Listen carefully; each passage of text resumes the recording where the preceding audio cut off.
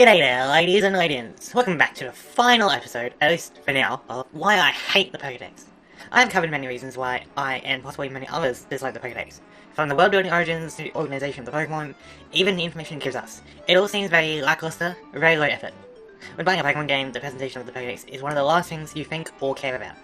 But as someone that likes to try to be immersed into a game or movie, it just feels so disappointing. So on today's episode, I wanted to share some of the things I would have liked to have seen with the Pokedex, both for the past and hopefully for the future.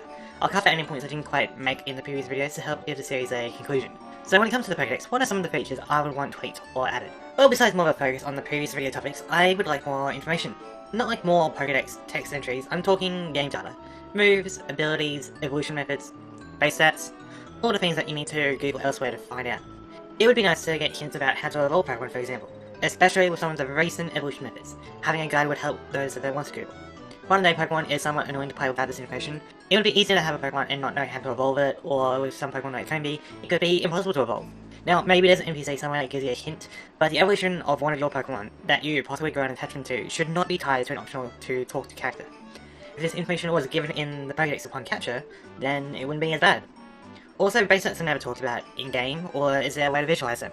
Unless you know the formula and are able to derive the base sets from your EVs and IVs, you have no idea what the strengths and weaknesses are of your Pokemon, or how it compares to other Pokemon.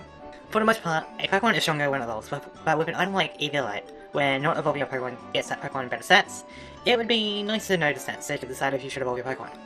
I get that in this modern age everyone can have easy access to the internet, but it would be nice to have this information in-game. Pokemon Stadium 2 has a library where you can learn all the information I talked about here. You can learn what egg moves a Pokemon can learn, its egg groups, evolution methods, base stats, and what TMs and moves it can learn leveling up. You can fully understand all the Pokemon from what is basically a menu. There is no excuse for why the Pokemon game can't do this. Also imagine if you like to randomize Pokemon games, how good this would be if this information was also reflected in the Pokedex. You could even have some information for you to fill out, giving more of a reason than to just catch every Pokemon for the sake of it. Another thing that would be nice is some kind of introductory page to the Pokedex. Something where it explains how to navigate the Pokedex and how the information is recorded, which would add a lot to the world building. Currently, it's the Wild West, with anything that sticks being canon. Besides the information from my previous videos, something like how height and weight being recorded would be nice. Consider this, in terms of Pokemon's size, we only get height. We don't get width or depth, only height. Not so bad on paper, but it raises some questions. A Pokemon like Torterra, for example, is a height from head to tail, or tree to feet?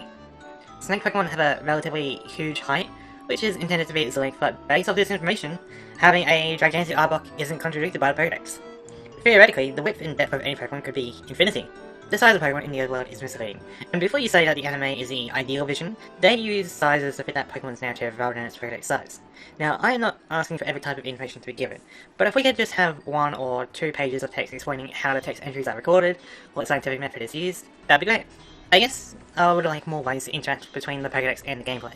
The things I meant to mention I can excuse for not being on previous hardware, but as the consoles of Pokemon increase in strength, the more likely these aspects are, and the more disappointed I become from them not fulfilling their potential. Imagine, if you will, on the Pokedex entry of Pokemon is its favourite type of food. A Togepi, for instance, could very well like sweet food, but let's throw in a curveball and say that all Togepi like sour food. Okay, now we get a Safari-like mode where you can throw berries to attract Pokemon, either in battle or out of battle.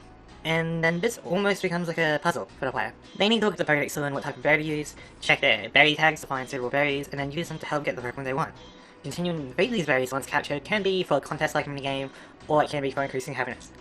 It would also add to the reasons to grow berries. You see how information in the Pokedex can lead to interesting gameplay interactions? Or how about this?